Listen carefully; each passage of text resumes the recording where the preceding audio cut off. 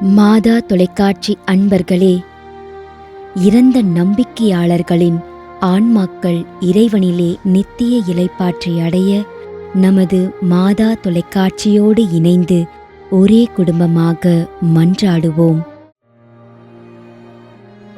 லீலா Roslin Fathima 30ஆம் நாள் நினைவஞ்சலி.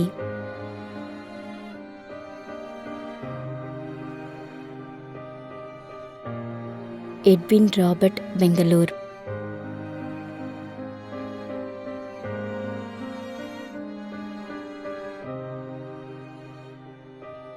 Raj ferrous.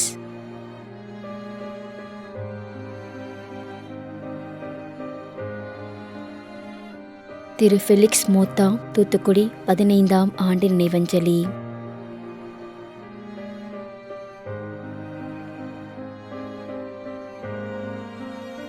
Gerald Ramesh.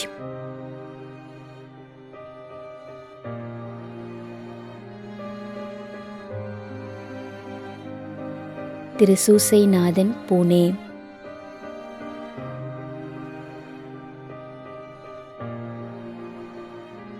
J Ruby Josephine Mary, 2ஆம் ஆண்டு நினைவஞ்சலி.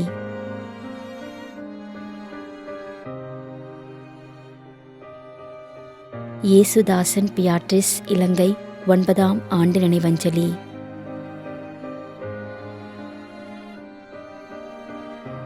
R Sabarinathan, SD Irudayamary, Kandikuppam, Krishnagiri. மேலும் யாரும் நினையாத நம்பிக்கையாளர்களின் ஆன்மாக்களுக்காகவும் மன்றாடுவோம். தந்தை, மகன், தூய ஆவியாரின் பெயராலே ஆமென். ஆண்டவருடைய பெயராலே நமக்கு உதவி உண்டு. விண்ணையும் மண்ணையும் படைத்தவர் அவரே. திருவெளிப்பாட்டு நூலிலிருந்து வாசகம்.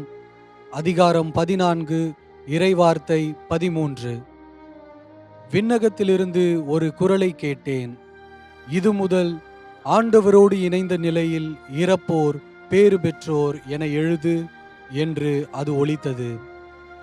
அதற்கு தூய ஆவியார், ஆம், அவர்கள் தங்கள் உழைப்பிலிருந்து ஓய்வு பெறுவார்கள், ஏனெனில் அவர்களின் செயல்கள் அவர்களை பின்தொடரும் என்று கூறினார். ஆண்டவரின் அருள்வாக்கு.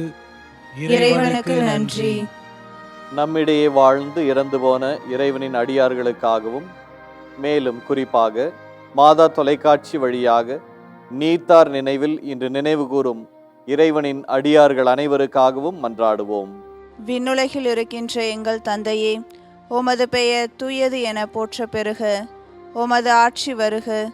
உமது திருவுளம் விண்ணுலகில் நிறைவேறுவது போல மண்ணுலகிலும் நிறைவேறுக. எங்கள் அன்றாட உணவை இன்று எங்களுக்கு தாரும். எங்களுக்கு எதிராக குற்றம் செய்வோரே நாங்கள் மன்னிப்பது போல எங்கள் குற்றங்களை மன்னியும். எங்களை சோதனைக்கு உட்படுத்தாதேயும், தீமையிலிருந்து எங்களை விடுவித்தருளும். ஆமென். மன்றாடுவோமாக. இறைவா, இரக்கம் காட்டுவதும் மன்னிப்பளிப்பதும் உமது இயல்பு.